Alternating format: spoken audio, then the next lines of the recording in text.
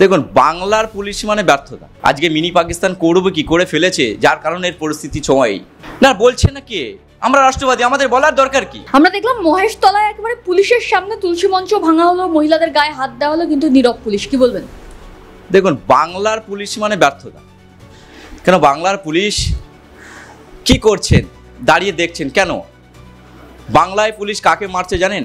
চাকরি প্রার্থীদের মারছেন, শিক্ষককে মারছেন। কিন্তু যারা দোষী, যারা দোষ করছেন, দাঁড়িয়ে দেখছেন, মানে একটা খেলা দেখছেন বাংলার পুলিশ। পুলিশ মন্ত্রীর ব্যর্থতা। আমি চাই যে বাংলায় এইভাবে দাঁড়িয়ে থাকা, সনাতনদের উপরে অত্যাচারিত হচ্ছে, সমস্ত কিছু দেখছেন, তাও বাংলার পুলিশ চুপচাপ আছেন কেন? এটা বড় একটা প্রশ্ন জায়গা দাঁড়িয়ে। তার মানে বাংলার পুলিশ কি কিছুই করতে চাইছেন না? বাংলার পুলিশের কি সব একই ধর্মান্তর জায়গার মধ্যে তারা আছে? তাদের মধ্যে কি অন্য কিছু না? বাংলার পুলিশ যে ব্যর্থতা আজকে এমন হয়ে আছে, বাংলার মানুষ হতাশ হয়ে আছে বাংলাদেশের পুলিশের কাছে। কেন জানেন? যে এত ঝুট ঝামেলা হচ্ছে, বাংলা এত ট্রামডাপ হচ্ছে, সেখানে কি বাংলার পুলিশ কোনো দিকেই ভাবে প্রশাসনের দিকটা করতে পারছেন না, আইনত ব্যবস্থা নিতে পারছে না। কেন? বাংলা পুলিশ মন্ত্রীকে পদত্যাগ খুব দরকার। যে বাংলার শিক্ষাকে মারা হচ্ছে, শিক্ষাকে শেষ করা হচ্ছে। এই বাংলার পুলিশ দেখে দেখে চাকরিজীবীদের মারা হচ্ছে, শিক্ষাদের লাথি মারা হচ্ছে, কিন্তু যারা দোষী তাদেরকে ছেড়ে দেওয়া হচ্ছে এবং তাদেরকে দাঁড়িয়ে দেখে মজা দেখছেন। বাংলার ব্যর্থতা। মুখ্যমন্ত্রী তো বলছেন আমি সবার জন্য সমান, আমি সবার জন্য মানবিক। সেখানে দাঁড়িয়ে মুখ্যমন্ত্রী নিজে, পুলিশ মন্ত্রী কোনো রকম কোনো স্টেপ নিচ্ছেন? তো সে তো উনি যে বলছেন যে আমরা সবার জন্য একই, তাহলে একই তাহলে স্টেপটা নিচ্ছেন না কেন?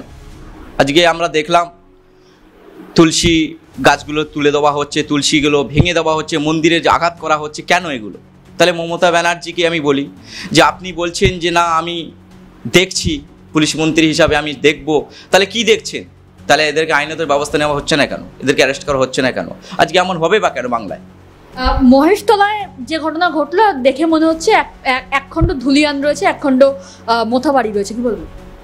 দেখুন, এটা তো হচ্ছেই বাংলায়। বাংলায় তো একই অবস্থা, দেখছেনই তো কেমন একটা ব্যর্থতা জায়গায় দাঁড়িয়ে কিভাবে অত্যাচারিত হচ্ছে বাংলার মানুষ। সেখানে আইন বলে কিছুই নাই। আইনকে নিয়ে এই বাংলায় কিছু শ্রেণীর মানুষ ছেলেগালে খেলছে, সেটা আপনি দেখছেন। বাংলাদেশে আমরা দেখেছি হিন্দুদের ওপর অকথ্য অত্যাচার, তারপরে একইভাবে আমরা দেখছি কিন্তু পশ্চিমবাংলার বুকেও একইভাবে অত্যাচার হচ্ছে হিন্দুদের ওপর। তাহলে ফিরহাদ হাকিম যে বলেছিলেন মিনি পাকিস্তান বানাবো, বাংলাদেশ বানাবো, সেটা কি আস্তে আস্তে সত্যি হচ্ছে বলে মনে করছেন? বানাবে কি করে দিয়েছে, বাংলায় করে দিয়েছে বলে আজকে এই পরিস্থিতি।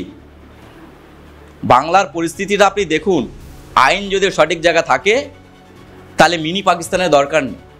আজকে মিনি পাকিস্তান করবে কি করে ফেলেছে, যার কারণে এর পরিস্থিতি সময় যে বাংলাদেশের থেকে আমরা দেখলাম কিভাবে অত্যাচারিত হয়েছে।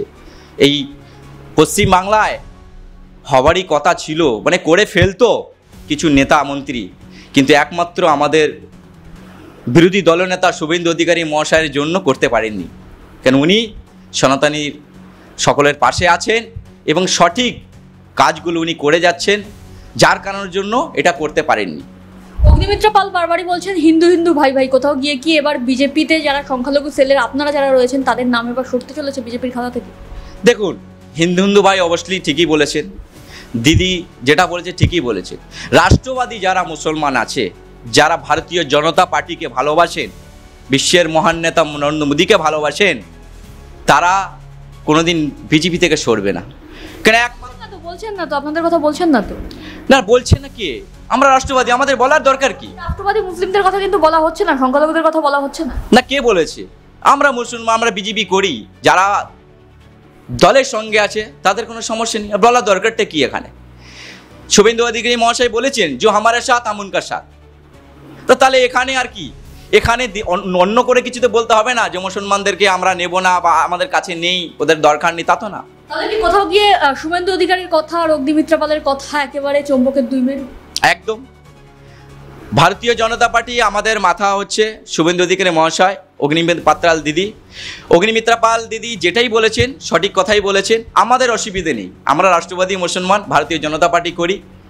ওনারা বলেছেন যে হামারে সাথ হাম উনকা সাথ, আমরা দলের সঙ্গে আছি, আমাদের সমস্যা কিছুই নাই। কিন্তু আপনাদের কথা তো কখনোই বলা হয় না। যে কোনো বক্তব্যে অগ্নিমিত্রা পালের বক্তব্য বলুন কি শুভেন্দু অধিকারীর বক্তব্য বলুন, সবসময় হিন্দুত্ববাদীকেই সাপোর্ট করে যাচ্ছেন, কখনো কিন্তু বলা হয় না রাষ্ট্রবাদী মুসলিমের কথা। না না, অবশ্যই বলছে।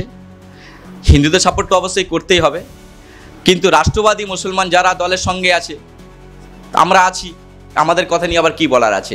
আমরা আছি, যে হামারা সঙ্গ, যে দল কা সঙ্গ মে, আমরা সকলে তার সঙ্গে আছি। এটাই বলছেন তো, আমাদের প্রধানমন্ত্রীও বলছে, যে হামারা সাথ হাম উনকা সাথ। আপনারা বরাবরই বলে থাকেন যে তৃণমূল কংগ্রেসের একটা মূল অস্ত্র হলো মুসলিম ভোট, কোথাও গিয়ে বিজেপিও কি হিন্দু ভোটকে অস্ত্র করে এগোচ্ছে না? দেখুন, মুসলিম ভোট যদি তৃণমূলের কথা বলেন, দেখুন তৃণমূলের অবস্থা খুবই খারাপ। মামাটি সরকার মমতা বন্দ্যোপাধ্যায় 2011 সালে বলেছিলেন যে আমি উন্নয়ন করব, আমি চাকরি দেব। এখন দিচ্ছে তো, ডবল ডবল চাকরি দিচ্ছে, ডবল ডবল উন্নয়ন দিচ্ছে, সবাই গ্রাম সমস্ত রাজ্যবাসী দেখছে। আর রইল মুসলিম ভোটারের কথা বলছেন, মুসলিমরা সতর্ক তো বুঝেছেন মমতা ব্যানার্জি 2026-এ কী পরিস্থিতি জায়গায় আছে মমতা ব্যানার্জি নিজেই জানে। আর হিন্দু ভোটের কথা বলছেন, দেখুন সনাতনীর সেবক যারা যারা রক্ষার মধ্যে আছে, তারা সকলেই সনাতন ভোটের মধ্যে থাকবেই, আমরাও আছি, অসুবিধা কিছুই নাই। ভারতীয় জনতা পার্টি সকলের জন্য, এখানে দলবল নির্বিশেষে ভারতীয় জনতা পার্টিকে যারা সমর্থন করবে বা দেশের সঙ্গে যারা আছে তাদের সঙ্গে আমরা আছি, এটা নেতারা বলছেন। আমাদের বিরোধী দলনেতা শুভেন্দু অধিকারী মহাশয় বলেছেন যে হামারা সাথ হাম উনকা সাথ, তা আমরাও সেটাই বলছি, আমরা দলের সঙ্গে আছি, দলের সঙ্গেই থাকবো। এখানে আমাদের কে কি বললো বা কে কি আমাদের নিয়ে বিচ্ছন্নতা করলো ওটা নিয়ে ব্যাপার না। আমরা জানি আমাদের বিরোধী দলনেতা এবং দেশের প্রধানমন্ত্রী নরেন্দ্র মোদী কোনোদিন জাতভেদ করেনি, করবেনও না, আমরা আছি, কোনো অসুবিধা নেই।